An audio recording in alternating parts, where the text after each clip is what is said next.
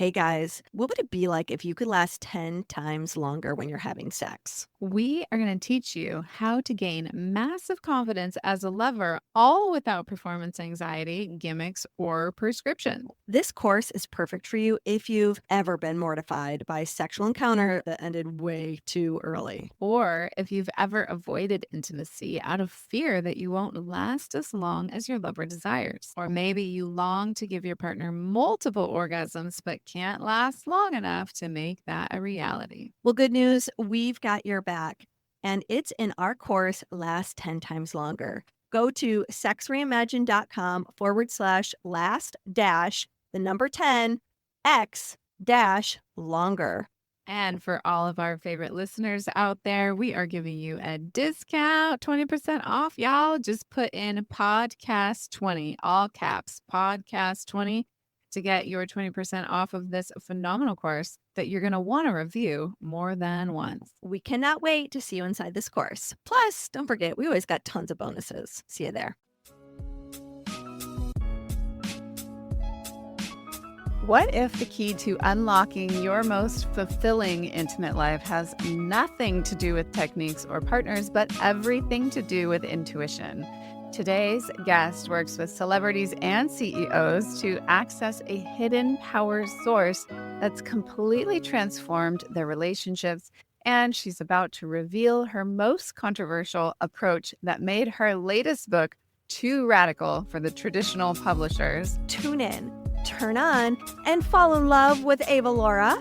Welcome to the Sex Reimagined podcast, where sex is shame-free and pleasure-forward. Let's get into the show. Welcome, Avalaura. We are so excited to have you here. And we're just going to jump right into it. I would love to start with talking about your book. Yeah. Why this book was like, the publishers were like, we're not published with that. We want the first juice. of all, the title, Girl, Live Your Effing Life. It's so interesting how it provokes a certain something, right? Like, so people who get it, they get it. They're like, oh my God, girl, yes, I love it.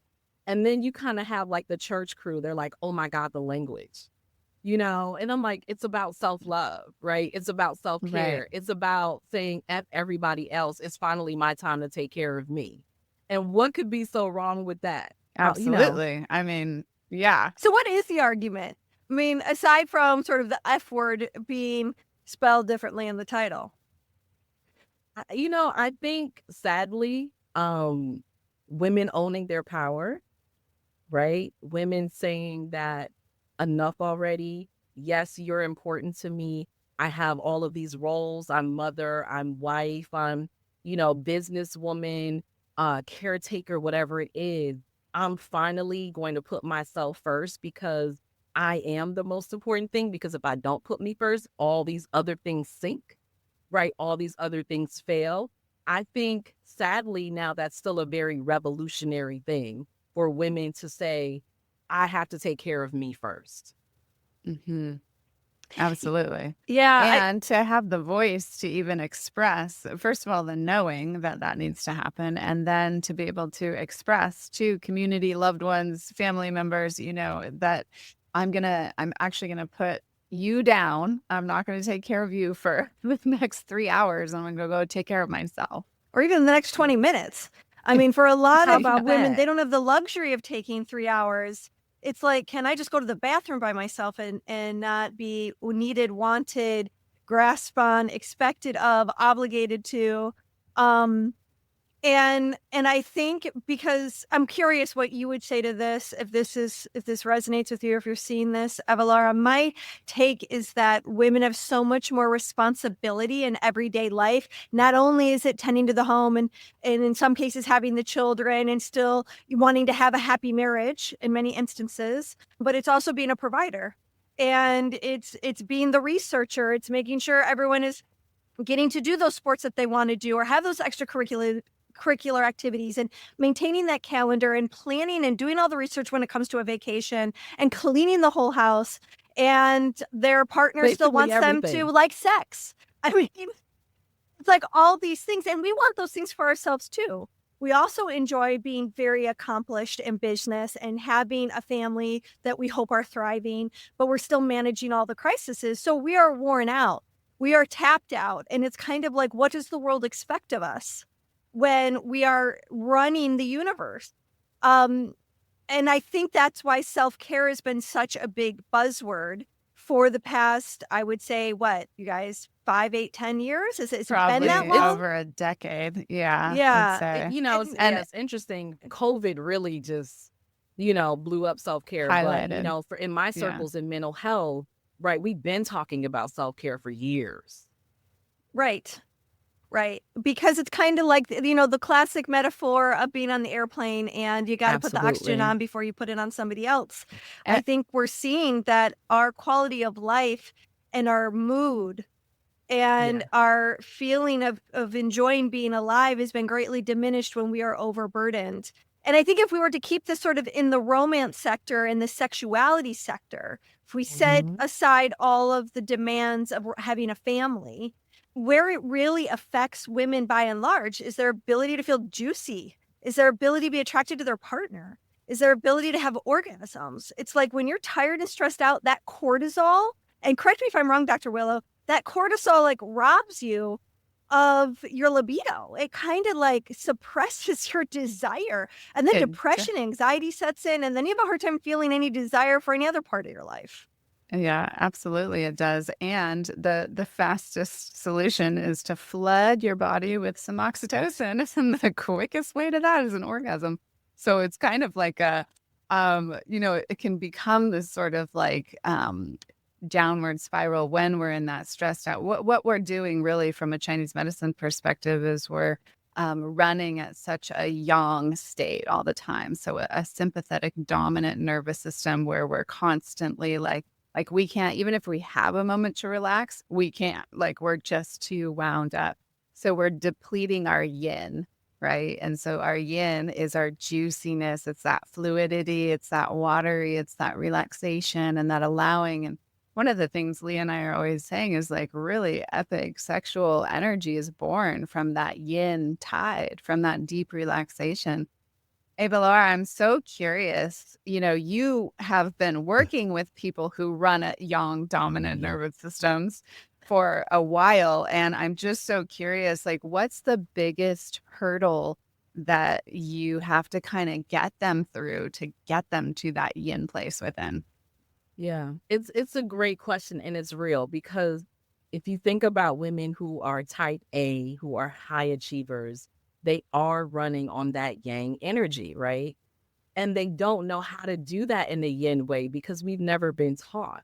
Like, you don't know how to run a corporation to be a CEO or be successful in politics or in corporate with yin energy, right? Right. Because yin says, you can flow, you can be emotional, you can cry when you need to, you can take the space. It's a safe space, right? And corporate is not safe.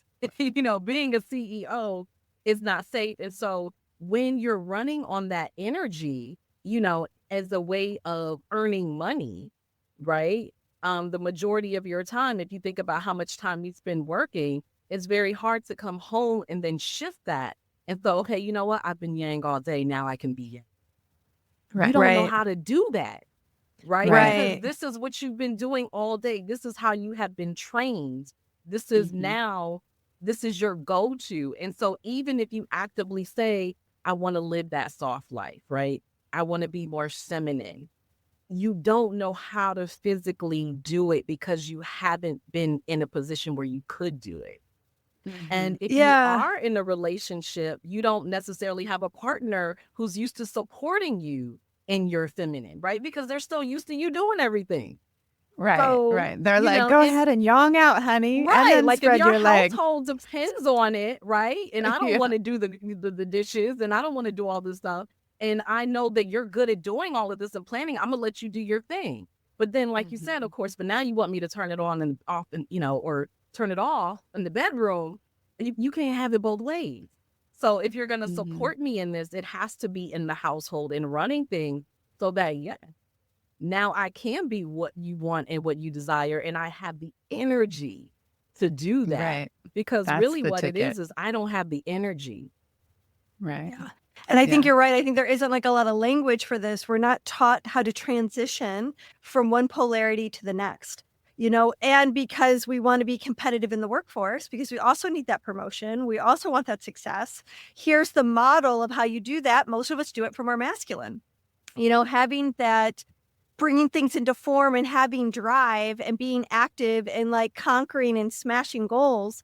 A lot of that does take at least the model that we have so far. The model that we shows have. us that the Yeah. way to success is by behaving, acting, and contributing in a specific, usually male-dominated way.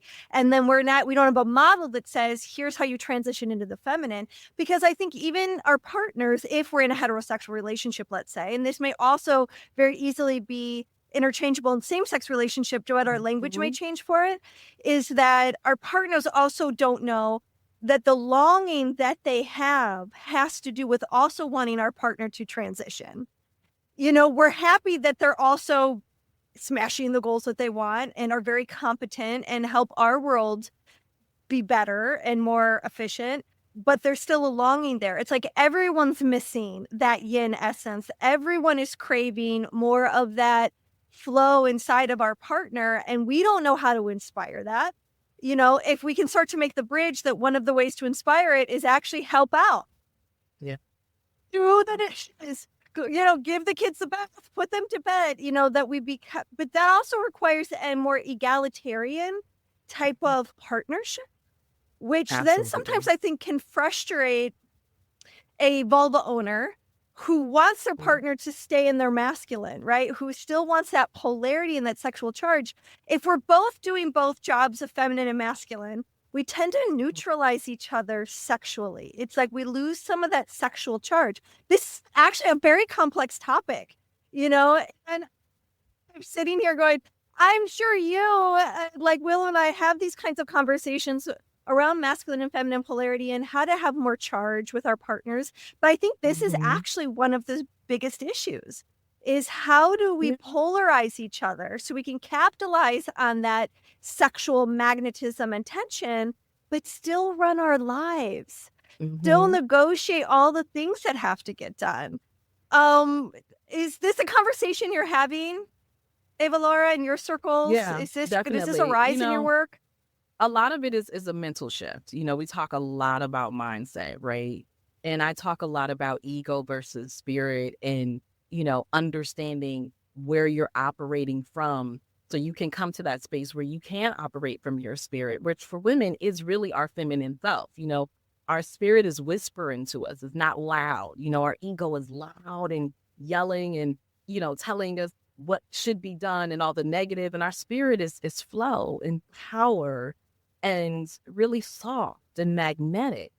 And the reality is, for many of us, for women, we don't know where we're operating from. We think our ego is our spirit, and we think our spirit is our ego. So we don't even know where we're getting our drive and where we're making our decisions from, right? So there's so many shifts that have to be made internally. And so when you were just saying that, and I'm thinking about, my partner, I love when he cooks dinner for me. I love when he's helping the girls with their homework. Oh my God, that's sexy to me. Totally. Right. Totally. That is not, making it, that is not demasculating him whatsoever. Because Right. now I see that as him being the leader of his household. But for some men, that is demasculating. And for some women, that is like, oh, that's a little soft. I should be doing that. Not for me, baby. Go ahead on and do it. I'll sit back here and enjoy. Yeah, Well, but actually, I I think you make a very good point with that. Yeah, I think most women are like, nothing sexier than watching a dad be a good dad, A relief. Yeah, exactly. A little bit of help goes a long way in any situation. Absolutely. So and how do you part of work? it, and I was about to Go say, ahead. part of it too is just, again, us thinking about things differently, not the way we grew up and not what our parents modeled for us or what we've seen modeled, but, how can I be more efficient? So I had a client and I was talking to her. She has a very demanding job. She doesn't have a lot of time. Sometimes she, her schedule shifts and she doesn't know when it's going to shift. And she's talking about how difficult it is to come home, do the laundry, do all of this stuff. And I said, well, why don't you get a laundry service? Or, why don't you have somebody come, clean your house maybe, once or twice a month? And she said, Avalaura, I never even thought of Wow. Yeah. Yeah. It's this asking for help, that is like so difficult. I remember when I sort of broke through that barrier of like, oh my God, I get to ask for help. I was actually on a ayahuasca journey and I needed like someone to take me to the bathroom, and I was like, I need help. And my voice was like so Small. small and so weak. And so it was just like, it was such a profound revolution. And whoever helped me to the bathroom was so happy to help me. And like the whole rest of the journey, I was like, oh my God, I get to ask for help. I Wow. get to have, I deserve and I'm worthy. And like, it was just so much of this like new, like blossoming of confidence came forward. And I feel like that's a really big piece. And tell me if you're seeing that, especially in these high-powered women that you work with, Ava Laura, is just that it didn't even occur, to this particular client, didn't even occur to her. Is that a big thing that you see a lot where it's like there's a low self-worth or a low sense of deserving and then not even a thought to even ask for help? Yeah, a lot of this book, really talking about self-love and self-care and understanding how they intertwine, right? And I started looking at these women and realizing that a lot of what they were experiencing was low self-love. Like even though they're like, Mm. yeah, I'm confident and I'm a badass and I may succeed in business and all of these things, but really when you look at their self-love, it is low on the totem pole. And you're absolutely right. You know what? No, I'm not going to ask for help. And or all the times that I've asked for help, nobody helps me. So I'm not going to ask for it anymore. I just have to do everything myself. So now that becomes, I'm not worthy of help. There must be something wrong with me because nobody is helping me when I need it. Yet I'm there to help everybody else when they need it. Right. I Yeah. think there's also a block inside of a lot of people in general, but particularly vulva owners of being able to receive help, Yeah. right? It's like they might be asking for it and then, they might not be getting it in the form that they wanted or, they have some kind of block inside to actually receiving it. And I always say the receptivity is the feminine's greatest superpower. That's what helps us Mm. like be magnetic and draw things to us, is to really receive the bounty and the beauty and the, what is coming to us. So turning on that receptive dial and turning it up at certain times can really drop you into your femininity so much quicker. And, one of the little tricks to the trade for turning on that receptivity is using your senses, because receptivity is really something that's done in the present moment, right? We don't receive what's coming tomorrow and we can't receive what came yesterday. It's what's happening now. And so our eyes, our nose, our tongue, our ears, these sense organs that we have access to help us drop into that present moment. I'm sure, I have a feeling that when you guide your clients through that, they have like profound experiences. I literally just had a conversation with a client this week about that exact thing because she's so in her head and she's already making up scenarios of what could happen or what will happen instead of actually just being in the moment. And I Right. literally She's said that. I said, futurizing. go outside, take your shoes off, put your feet in the grass and ground yourself, be in nature, look at all the different colors, right? See what you're smelling. I literally said the same thing. And she was like, you know what? I'm going to do that right now at lunch. Like, because she's so in her head. And you're exactly right. Like the way that you kind of come down into your heart space, into your spirit, is to ground yourself and simply just be in the moment. And that's where the magic happens. Like when you can just be present and you can just intentionally say, this is what I desire, and then allow it to come to you instead of being in your head of, oh my God, this can go wrong, that can go wrong, this can happen, that can happen. You can make up a whole scenario in your head. But when you're in that moment and you're just flowing and you're just intending, that's where the magic happens. Mm. I think too, what's sort of interesting is like the shadow side in some of this, like our inability oftentimes to receive. I know for me, it has a lot more to do with my ego and the conditioned response of what the martyr gets. When I Mm. refuse help, it's like there's a part of me that goes, see, no one can do it the way I do it. See, all this suffering, if I were to receive, you'd be taking away my suffering, and then who would I be? It's like I have to work this hard because no one else will do it, and I'm the only one who can do it, and woe is me, and woe is me. It's like the story of woe. And I think for a lot of women, especially like in my family, there is a martyr archetype that has gotten passed down to generation. And so Anybody else have one of those? Raise your hand. so, like, sometimes it's also breaking through the ego identification of, well, who will I be if I'm not the suffering woman who's refusing the help? It's almost like your help isn't good enough, Mhm. And That's so real. then, like, what will I complain about? Like, who would I be? How dare I Me? be happy? Right. Yeah, which might lead us to back to the worth. Like, that's like Yep. another layer that's has to be peeled back to go, well, what does it mean if I don't know who I am Yep. without the Outside of that. story, without Yes. being the sacrificer, The martyr. the one that puts Yeah. everybody else first. So it's Right. really kind of interesting how many angles Yeah. one can approach this from, which kind of leads me back to how you shifted your work. You went from social Mhm. work into becoming an intuitive coach. Yeah. And I'm curious, what was lacking in the social work that led you to wanting to help people sort of get more in touch with the spiritualization of all of this? Let's take a quick break.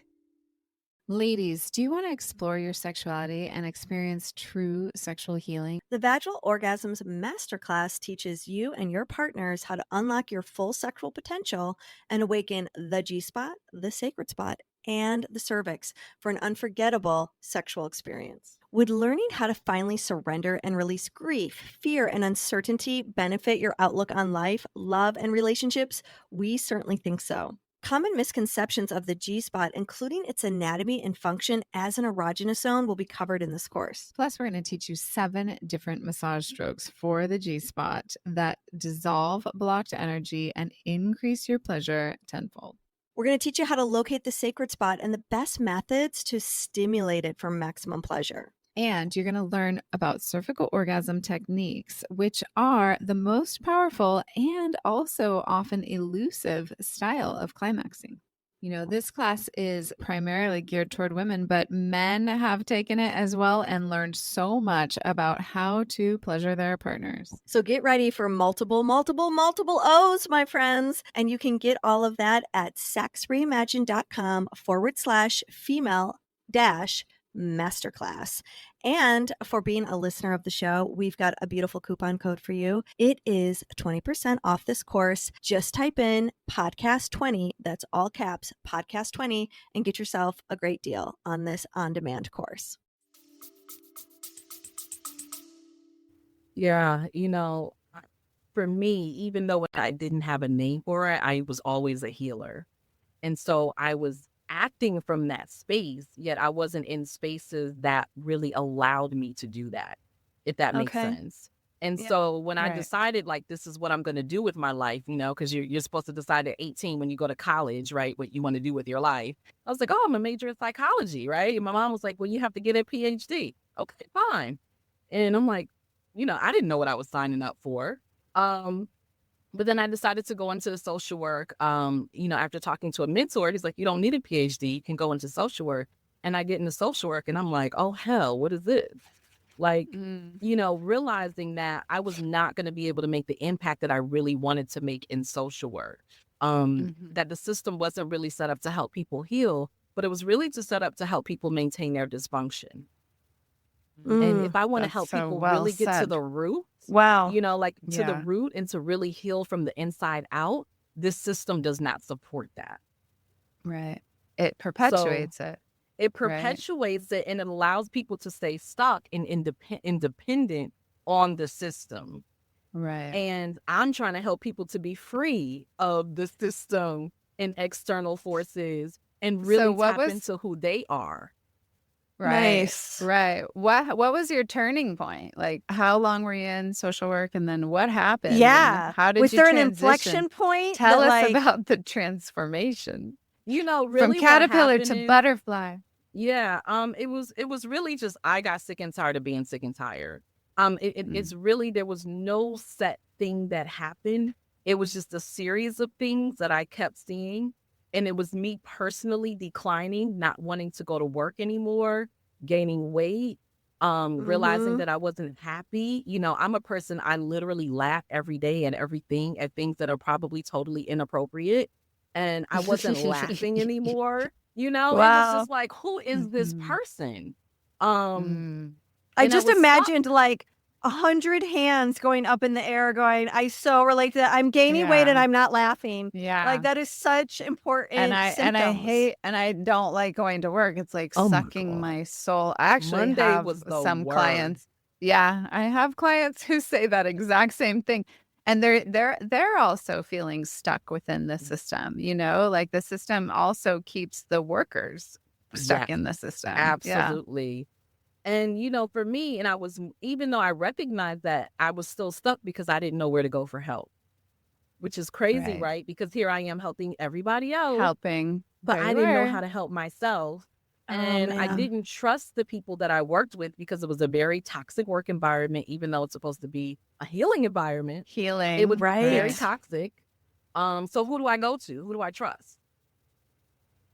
And that was, I was stuck there for a while, and it just got to the point where I didn't care anymore. I was like, listen, I'm just gonna talk to somebody because I can't live in this space anymore.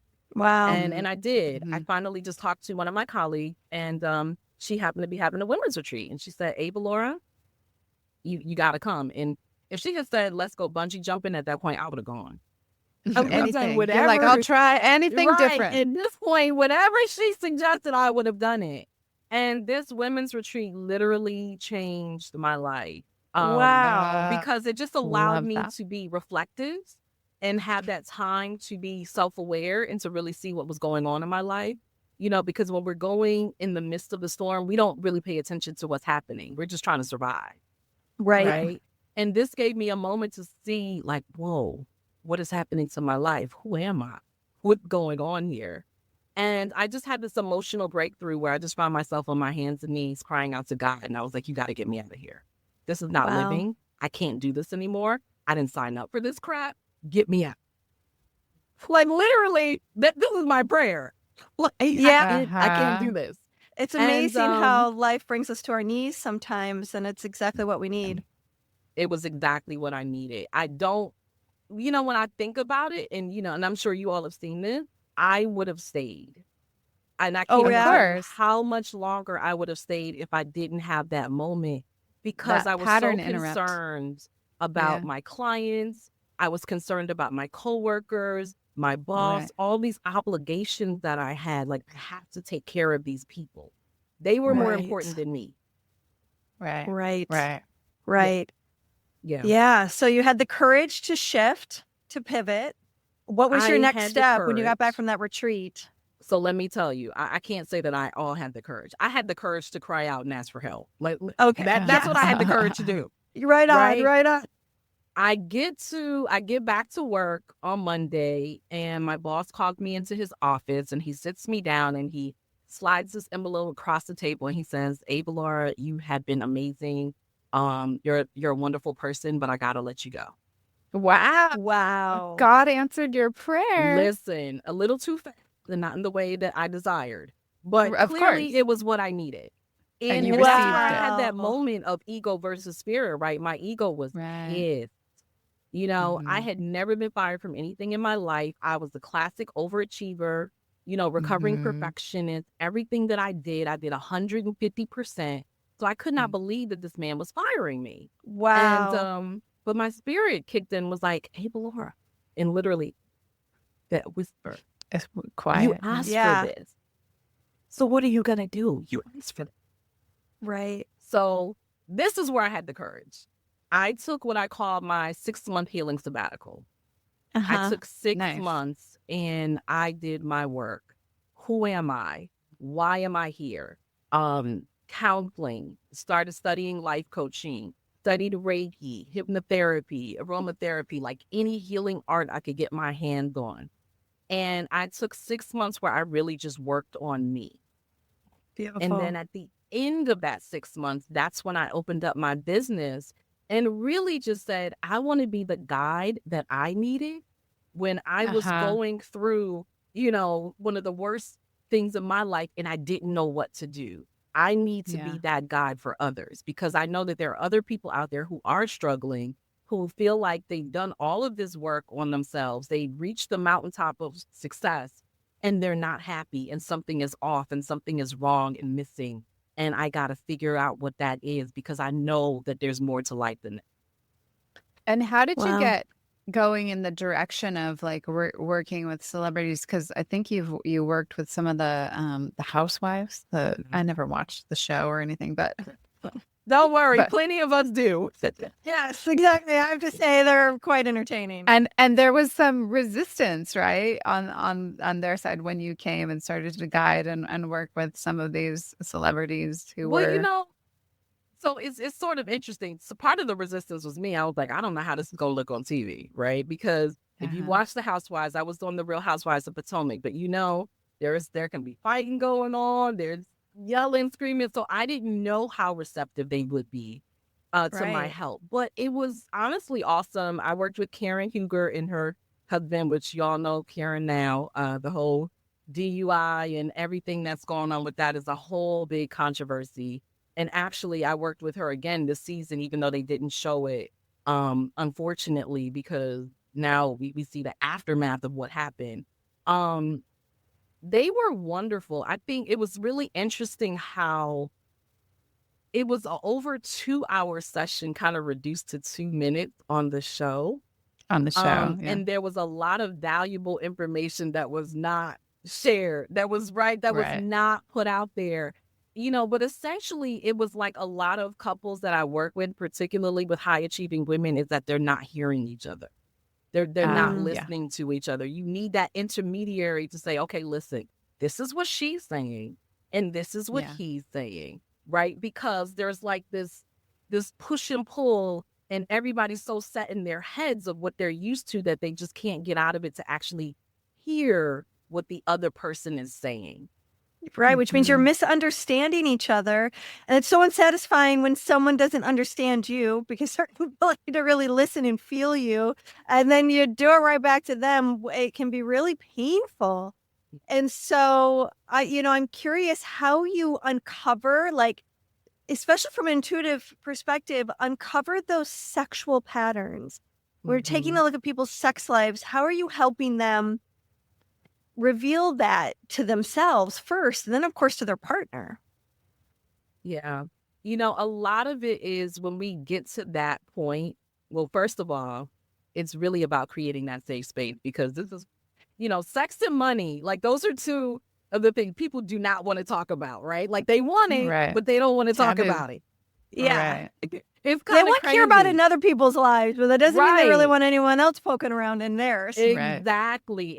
So it really is a vulnerable space. So getting them to that point where they can really be vulnerable and honest, because a lot of people want to lie, right? They want to make things seem better than they are. Oh, we're having They're sex lying every day. to themselves. So Right. how can they be honest with their partner? Well, and they want to keep up with their social media Image. identity. Yeah. It's The like, ego I don't want people image. to find out that I feel like I'm a failure at this sector in my Right. life. I don't want Right. people to know Yeah. that. I don't And even want to know people it. to know that we're in a sexless marriage, right? Like Right. that, Right. I'm So too much pain tired. there. I don't feel like it. I don't want to, whatever it is. And, or he doesn't desire me the way that I feel he should, or he, the romance is gone. We don't date anymore. Right. Like whatever it is, like, I don't want to say we're in a sexless marriage. Like, yeah, we're married and we've been married 20 years and everybody thinks it's perfect. And really I'm dying inside. Right. I can, that's such a difficult position to be in, especially because all those things you just mentioned, they corrode trust. And how are we going to get naked with somebody and bring our bodies together when we don't even trust each other? or we don't respect each other anymore because of the obstacles that we have faced that didn't go the way we had hoped or planned. And now it's like, here we have this partnership, but we only are really good partners in a couple of areas. And then we have these other areas that we're kind of ignoring. And, we're embarrassed by them. And then like trying to fix them just gets harder and harder. So how do you help people have breakthroughs? Yeah. The After you self-awareness. establish safety. Yes. Self-awareness is key. It's like you were talking about the martyr syndrome, right? Like you have to know that about yourself first before we can actually deal with the problem. So this poor microphone. So I really have to get them to see themselves, to be self-aware. I could not fully, deal with my problem and ask for help until I realized like, whoa, like this is how bad things have gotten. This is where I am. I hate my job. I don't like my life anymore. I'm not happy. I'm depressed. So getting people to be very self-aware, to really see the gravity of what's going on. And so you now see what's going on, where you are, and then look at, but where do you actually want to be? And then start to see the gap. Ding, ding, ding. Where do you want to be? And Who are where are you you right getting now? stuck? But who do you want to be? Where are we headed? That is such a powerful piece of inquiry. It is. And a lot of people, it does not feel good. Right. First, Well, because it feels so far away. It feels like where I Yes. want to be and where I am, it's an impossible gap. Like there's no way I could get to where I want to be. But it's that first identification of like, well, where do you feel like you're getting stuck now, in this particular moment in time? And you find those little sticky points where you're like, I can't get through this hurdle. And you just one by one, you start to break through. And I feel like, the transformational process, yes, it can take time, but it also can go really quickly. It just It depends can. on like how much resistance there is inside of a person, right? How attached are we to the martyr archetype or to whatever archetype that we're dealing with that we can finally identify? How much does that bring us safety and how much does that bring us comfort? And are we willing to live outside of that comfort zone? Are we willing to surrender through resistance and find the other side, which is unknown? It's like, I've always been this. I don't know what it means to not be this anymore. It's completely unknown. So the unknown is scary, right? As human beings, we want to know. We want to have a path laid out before us. We want that sense of security. But when you're bringing in what you're bringing in, Avalaura, this like intuitive sense and the ability to feel and follow your heart and listen to spirit as it's guiding you, sometimes it's going to guide you in a direction that you have no idea what's on the other side of that. Many I times. think So there's a deep sense of faith. There's a deep sense of Yes. trust that has Yeah. to be built and created. And I feel like, I'm working with people a lot who are like, that sounds nice. I'd like to have a deep sense of faith and trust. How do I do that? Give me some tools, give me some steps, because it's not inbred in our culture that we have faith and that we have, I think that's a trust. good and an interesting segue to kind of bring in the intersection between energy work and intimacy. Oh, I like Because that. there are some things that I think really can weave into this. It's like you have the experience of, okay, we've sorted out how to make ourselves safe for ourselves and now for our partnership. We've each taken accountability for our parts and the things that didn't necessarily contribute to harmony. And now we can do a pivot towards each other instead of away from each other. We're reestablishing a sense of trust because of personal accountability and personal responsibility. That can be so healing. And now we're starting to get the vision of, okay, this is where we're at now. We've made some shifts. We are starting to become who we want to be. There's more work to do. And I do think it's interesting as we're cultivating intimacy and returning towards love and trust so that we can be really naked with each other, physically, emotionally, spiritually, all those things that make like love so rich when they're there. Like this is where I really imagine like the energy work really starts to come in and starts to make a foundation for a little bit of faith and hope. How do you play with, using Reiki to help people, you know, what is Reiki giving them? How are you using Yeah. energy work to bring intimacy to folks? Yeah, the thing that I love about Reiki and energy work is, I always tell my clients, like, listen, I'm the vessel. I don't know what your experience is going to be. These are all the things that could happen. But ultimately, what I know to be the case is that you're going to get the energy that you need right now. And that Mm. energy shifts. So a session today could be completely different from a session tomorrow and the next day and the next day. It shifts based on what you need most at this time. And so one is being very intentional, but two is trusting that you'll have the experience that you need most and Mhm. allowing that to happen, not feeling the need to control, right? Because control Oh, is that's a such a big big piece one. of this too, Yeah. right? Feeling Yeah. like you have to be in charge of everything, but this is a time to be able to let go and surrender and just allow things to be what they are. Hallelujah. This So that's a difference big between being part. a control freak and being a control artist. Control art knows where to set that brush down. Yeah. Just allow Yeah. the present moment to give them what they need, like you said. Yeah. And so that's a huge part of the process. And, what I love about energy healing is that it gives you permission to, one, be in the moment, like we talked about, to surrender, but also to feel whatever you feel. Because a Right. lot of times during these sessions, feelings come up that you didn't even know that you were having, that you couldn't Right. put into words. And so, we might have a session where we're talking, but you don't even know that this is what's going on with you until now we're doing Reiki and you're like, whoa, what is this Wow. that's coming up for me now?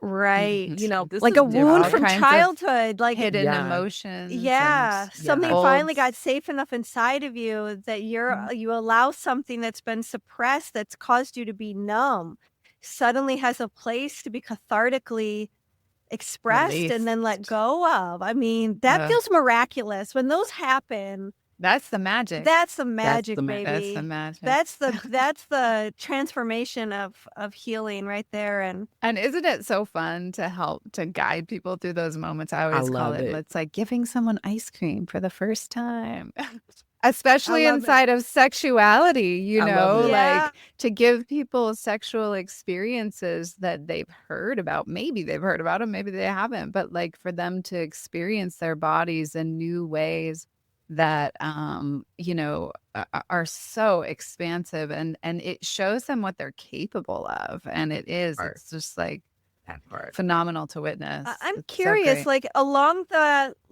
thread, how much does sexual trauma show up in moments like this? Because I from my own experience, how much sexual trauma can really disrupt intimacy between partners. That Yeah. unhealed thing, it can come out in so many different forms. Is So that something many. you see over and over? I see it a lot. I don't know of any studies, right? So I can't say that this is true or not, but I have seen a lot of type A women have a lot of sexual trauma, if that Mhm. It makes makes sense. And sense. you know, It and makes I- sense because they're protecting and yeah, themselves on some level that's from going also into a vulnerable state. Well, yeah, but and also you that's the you drive. compensate. Yeah. By Yeah. if you feel broken in one area, you get really good in other areas, so you can compensate this feeling of fucked upness with some Yep. feeling of greatness. It is, and it's also I have to protect myself because nobody else will. Right. Right. So I Right. have to have my money, right? I have to Right. have I have to be independent because I can't depend on anybody. And Right. that then is the driving force. And when you get down to it, you do learn. And it might not be, an outward thing, but it might be a situation where maybe it was date rape, right? Like something that's very sort of, what's the word? Not cut and dry. You know what I mean? Where it's kind of ambiguous. Not black and white. Yeah. It's not black and white, but you feel like something wasn't right. Right. Something was broken there, but I can't really describe it. And so because it's not black and white, I don't really know how to define it for myself. So I kind of just Right. dismiss it and write it off as not being important. Uh-huh. Right. instead of I think that happens intuitionally so often, so often, and we like all the don't talk time. about it. Yeah. Right. Because I think statistically it's 1 in 3 women goes through rape or sexual trauma in their life, and 1 in 4 men, I believe. But I don't think these are included. So I think it's actually more like 2 in 3, these sort of like gray area trauma, transgressions, rapes, whatever you want to call them. Yeah, because there's women, Right. Or just they're like, feeling I used, didn't. abused, or misused, Oh, whatever listen, that's whatever a form that whole takes. Right. that's a Right. whole other thing, especially in these dating streets right now. Um, Yeah. but Oh, yeah. yeah, I didn't know he was in a relationship or he was married, and we were in a whole relationship, and I gave myself to him, and then to find out I was the side chick. I mean, Right. Right. Right. Right. I think just feeling used is a really interesting, it sums up so many of our experiences, whether it was traumatic. I mean, it's traumatic in any sense, right? Big T, little t, that's all subjective. But I think that's really a common thread that a lot of women have experienced in Yeah. their life. And so then we're very guarded around letting that happen to us again. And then there comes that theme of receiving. It's like we're coming full circle back on allowing others to support us in a genuine way that we can really believe them. And one of the things Will and I always say is that a lot of trust issues, we think it's outside of us, that it's like, it's because I need to trust you. But really, when you take a closer look, it's what don't I trust in me? I don't trust that I'm a good picker. I don't trust that I will be loved. I don't trust that I'm lovable. I don't trust that I'm worthy. I don't trust that I'll be able to not make the same mistake over and over and over again. And so much of that inner working is in trust is like, how can I heal that I will still make mistakes, but I'll trust I'll be okay? Which kind of also sums it up. It's like, I can trust I'll be okay no matter what happens. no matter And what. that belief Yeah. offers so much fucking freedom to be more in the present moment, living more authentically. I'm really curious how sexual empowerment translates. It's like there's something about becoming empowered sexually that ends up affecting other sectors of our life. And it Absolutely. sounds like those two really go hand in hand in your work between women feeling professionally successful when they feel sexually successful. Or would you put those words together? I mean, we're holistic beings, right? And so we all things operate together, in the circle. And, one of the things that I do, like when I'm working with my clients, is we identify the areas that are out of alignment, right? Because if any area is out of alignment, we're out of alignment, right? Right. And a lot of times, again, you'll see the correlations, right? And if we look at our sexuality when we're most vulnerable, whatever that sexuality looks like to you, right? We're in our most vulnerable state, literally. So your ability to be vulnerable affects every other area of your life. If you can be vulnerable sexually, if you can ask for what you want sexually, if you know how to please yourself sexually, right? If you trust yourself to be naked and to see yourself fully, if you can do those things, then you're going to show up differently in your life, in the workplace, in your relationships, in your family. It's just like the woman who has on a beautiful lingerie set or bra and panties, right, underneath her clothes. And she's the only one who knows she has it. So she shows up differently because she feels sexy on the inside, right? Now, people are looking at you like, something's different, did you cut your hair? Like, did you lose weight? Like, there's something going on with you. They feel it. They sense it, even if they don't know what it is, because you're showing up differently. You're tapped Well into said. these areas in your life that are now lit up that before they were dead. Oh, I love that. Yeah. It's like opening from the root and the second Yeah. chakra up, right? Right. All the other sectors, all the other chakras of life start to transform and change. I always like to say, watching somebody have a sexual awakening and an infusion of that, an integration of that into their lives, it's like watching a plant that hasn't been watered in a week and a half start to get watered, and it starts to grow, and leaves expand and spread. And yeah, you can really see a visible difference. There are certain things in our life, like when we're getting, if we're depleted of them, they cause detriment to our health. And sexuality, I feel like, is such an important part of our health that is so easy to sweep under the rug. Oh, I don't have the energy. Oh, I don't really have a partner. It's fine. I don't need to self-pleasure. I don't have the time, whatever.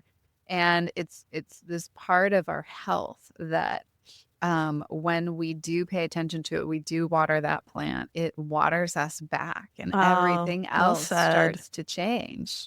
I love it. Does water us back. Yeah. Yeah, when we do water that part of our soul, this juiciness, we have access to the juiciness. What a surprise. Well said, both of you. I really love that.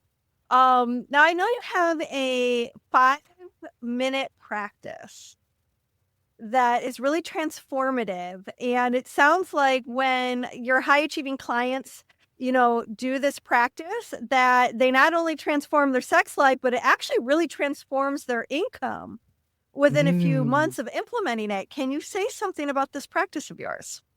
Yeah, a lot of what we talk about, it's so funny how all these things intersect. I talk a lot about manifestation, right?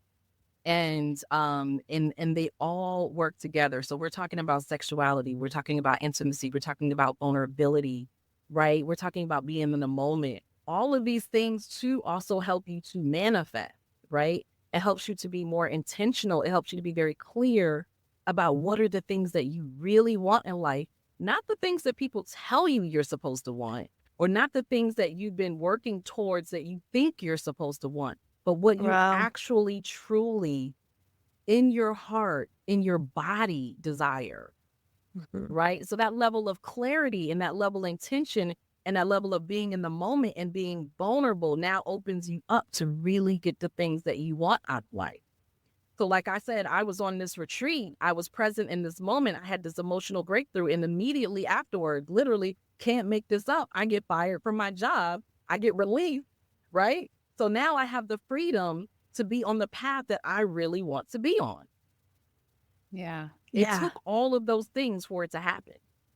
Right. And so how did you come into intuitive alignment? What was it? I mean, it sounds like you got into alignment because you got real and a Yeah. prayer was answered. Yeah. And so is there something that you give your clients that helps them reorganize their own intuitive alignment? Yeah. A lot of that is when we're doing the ego versus spirit work, then you identify how ego shows up. How do you identify how spirit shows up? How often So are you important. operating in ego? How often are you operating in spirit?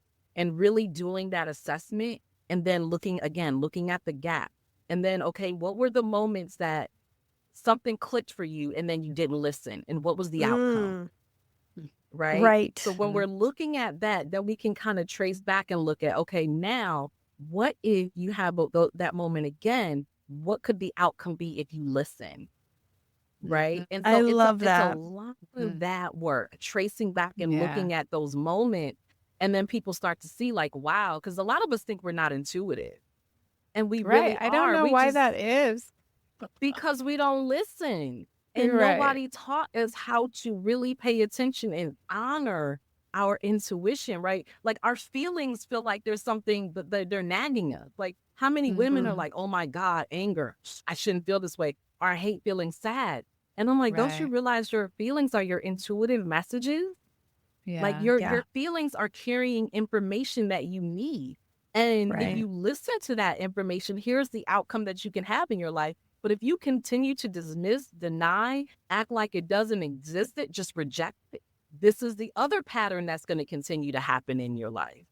And so a Right. lot of us, we don't know how to handle it. And so we just dismiss it and we think it's not important, or it's something that I don't want to deal with. And so we're disempowering ourselves. We're shrinking ourselves, and we Yeah. don't know how to get out of it because we don't want to feel. I'm so glad you're bringing this Well said. to our audience because, I feel like Leah and I have been on the path of following our intuition for so long. I forget that people don't do it, right? I forget that it's that so many people don't believe that they have intuitive powers, or Well, that they yeah. can. So it's so great to, pull it back and share with people what's possible when you start to listen to your emotions rather than override, negate, sweeping them under the rug, and just spiritually bypass what's actually really going on, like to really feel what is the emotion inside of your body. Yeah, Yeah. like So we many talk people about don't people know I was supposed to we talk about gaslight. people gaslighting us, but we gaslight ourselves every Gaslight day. ourselves. Totally. Yeah. We're probably Yeah. better at gaslighting ourselves than anyone is at Oh, for gaslighting sure. us. Yeah, And I totally. think it's because it hasn't been modeled. Where do you find inner guidance? What does it Right. feel like in your body? And then Right. here's the measurement when you look at the outcomes. What Yeah. happens when you believe the ego? What happens when you're guided by alignment? That inner guidance comes back again where you're connected to spirit and soul. And then what are the outcomes of that? How do you feel them both in your body differently? So you can begin to trust from embodiment standpoint where the sensations live in your system. And then the more you observe them, the more you measure them, the more you trust them. And we don't have a lot of language for that. And so I'm sure if you're listening right now, you could probably use a session with Avalaura to help you track yourself, to have a place to be able to hear yourself say the things you need to hear out loud, and then have that reflected to you so you can start to sort out your own inner guidance. Because I think the thing that's really beautiful about coaching that is different from therapy is having someone be able to ask you powerful questions so that the answer you're seeking comes from you. It's not advice necessarily given from a therapist who's giving you like, here are the next steps. It's you're discovering for yourself what those steps are. And when that comes from the inside, the likelihood of you following through is like 10 times greater. And than I you just trying want to to say, take someone's to be fair advice. to therapists, many therapists also do pull Well, it a out lot of their of therapists clients do as well. coaching now, like there is a bridge. Right. They're starting They to. also have Yes, I powerful work questions. with a lot of therapists, and they Yeah. are starting to do that. Yeah. They're also starting to embrace energy work as well. Which is So when I so teach, fantastic. when I teach Reiki, a lot of my students are therapists or mental health Oh, professionals now, great. Yeah, which I is believe awesome. But I think it's because they know they have to. Like, people are looking for this, and traditional mental health no longer works. I don't think it ever did work. It just Right. that's what we had. And now Yeah. we're recognizing we have these options and we need to utilize them because, Yeah. if you want someone to really be whole, you have to operate from that space of wholeness, not this one part of ourselves. Well, Mhm. every healing program I've done or certification I've done, half the group is therapists. These are not, most therapists are asking themselves really good questions. So Yeah. it's Yeah. always in good company. But I do think it's interesting when we take a look at the things that make coaching different from therapy. It's a lot of times it's those powerful questions. And it's the process. And I think, and the process. It's Yeah. the process. Yeah. So always I tell know my you clients I have- have tools. Right, right. And I think it's a great hybrid, both therapy and coaching coming Yeah. together. So I understand you have a free gift for our audience, which is a self-care audit.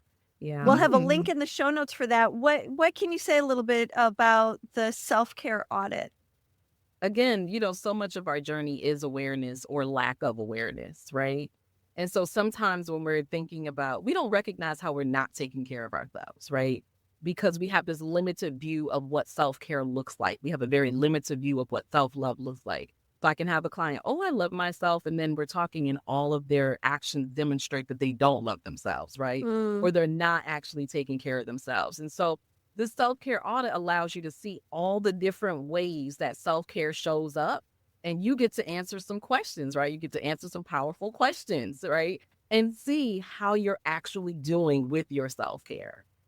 Cool. What a fun thing. I want to try Yeah. it. I want to see how I'm doing. I think I'm doing really good, but maybe there's some shadows that I don't see.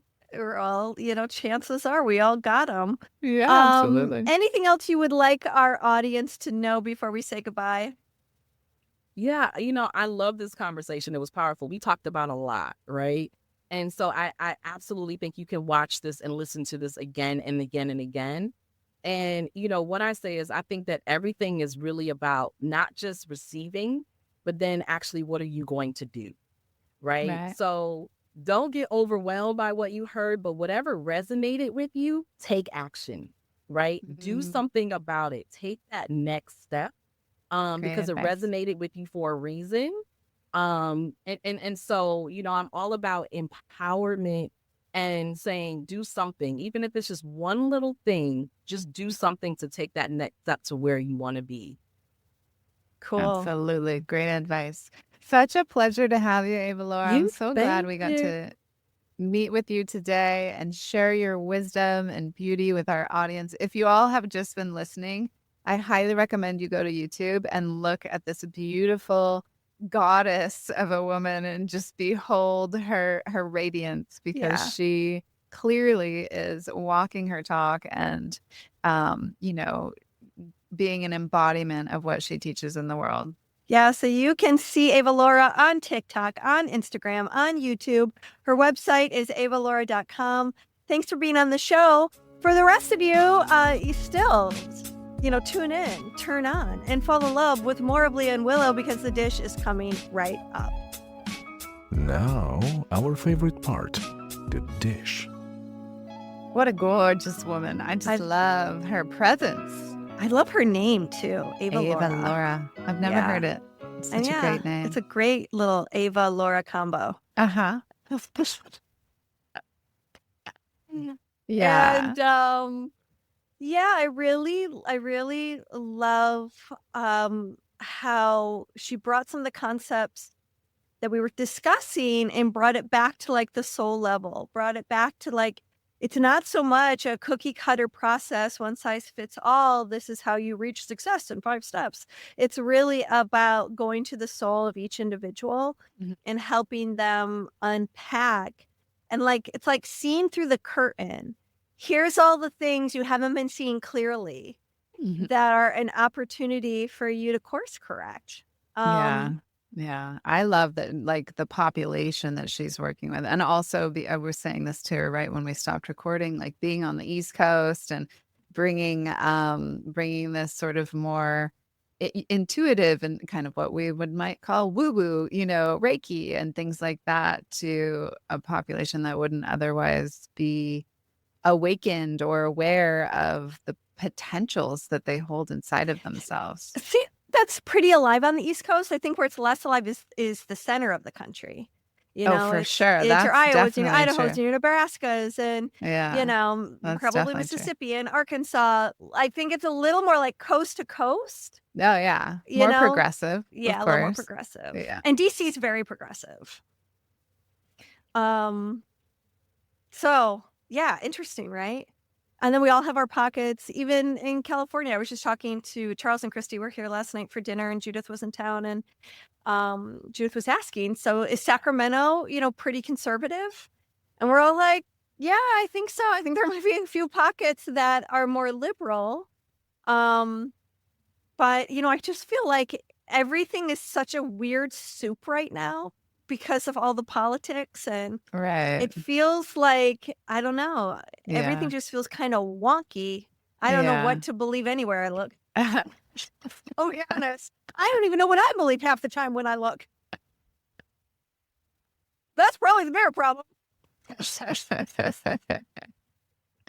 Yeah, I kind mean, of like- anywhere you go, you're gonna find, the full spectrum of Well, that's why I of guess I think consciousness. assumptions are dangerous, because how can we know if we're not living there ourselves? Yeah. And even then, back to the point, what do I know about What do where I know? live? Yeah. What do I believe? Yeah. Right. Absolutely. Yeah.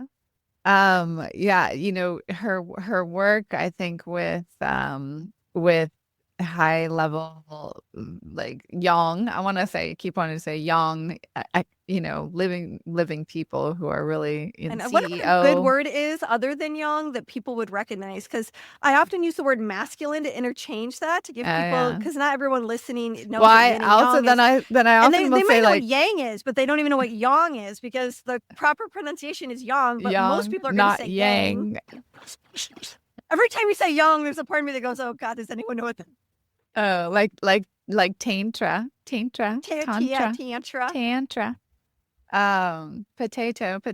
But yeah, I mean, just people who are high achievers, we'll call Yeah. it that. High Yeah, achievers. yeah. Yeah. Who, on the outside, on the exterior, have it all together, quote unquote. And then on the inside might be really breaking down because they're so accustomed to overriding what's going on the inside in order to achieve.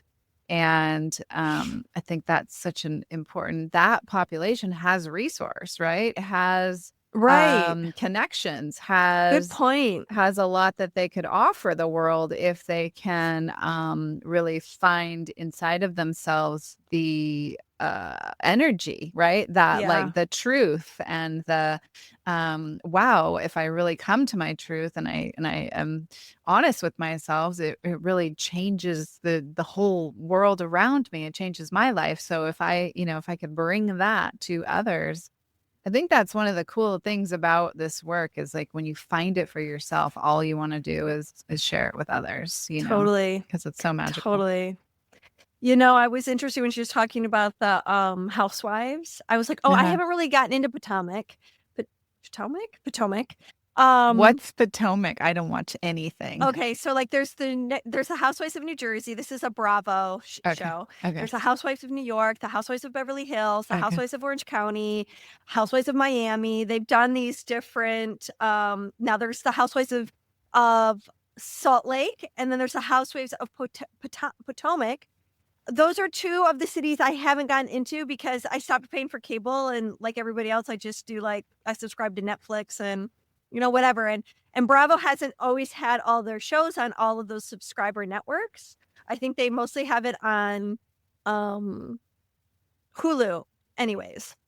So I haven't watched it. So it's like if she had said the Housewives of New Jersey, I'd be able to, I know all the characters. But I don't know Potomac girls, and now I want to watch it. I want the juice. I want the gossip on, okay, what about this girl and the DUI and everything else? Oh my gosh, hilarious. So funny how that kind of hooks you. I know. Our brains do like drama. They really do. Yes, we like the gossip. Mm-hmm. Well, I can tell she's a real deal kind of coach. So hopefully you will take her audit and you'll learn something about yourself that you can really integrate and utilize and make some shifts. Yeah. More self-love for the win. All right. I know you're traveling today, so have a great trip. And Thank you. Love to everyone out there. Cheers. Thanks for tuning in. This episode was hosted by Tantric Sex Master Coach and Positive Psychology Facilitator Leah Piper, as well as by Chinese and Functional Medicine Doctor and Taoist Sexology Teacher Dr. Willow Brown. Don't forget, your comments, likes, subscribes, and suggestions matter. Let's realize this new world together.